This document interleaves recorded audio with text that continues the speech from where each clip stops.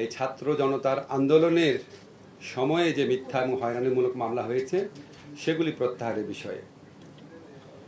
তো আমরা এটা উদ্যোগ নিতে গিয়ে দেখলাম যে আমরা যে বলেছিলাম 3 দিনের মধ্যে করা সম্ভব, এটা আসলে সম্ভব হয় নাই। এর কারণটা আপনাদের বলি।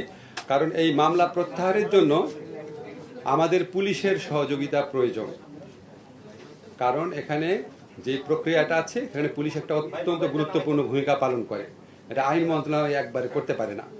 আপনারা জানেন পুলিশের অনেকে কাজে ফিরে আসার মতো পরিবেশ ছিল না, আস্থা ছিল না।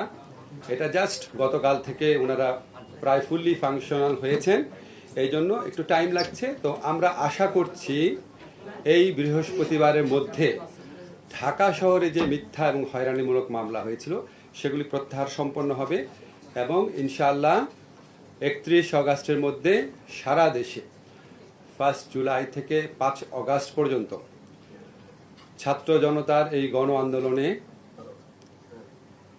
জড়িত, এই গণ আন্দোলনের সাথে নেতৃত্ব দেওয়া, এই গণ আন্দোলনে আপনার আত্মদান করা, এই গণ আন্দোলনে অংশগ্রহণ করা মানুষের বিরুদ্ধে যে মিথ্যা এবং ষড়যন্ত্রমূলক মামলা হয়েছিল সেগুলি 31 অগাস্টের মধ্যে আমরা আশা করছি প্রত্যাহার করা হবে। আমাদের মন্ত্রণালয়ে যারা আছেন তারা দিনে রাতে কাজ করছেন, 7টা 8টা 9টা এবং 10টা পর্যন্ত কাজ করছেন।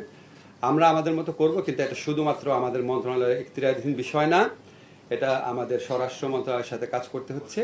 তারপর আমরা আত্মবিশ্বাসী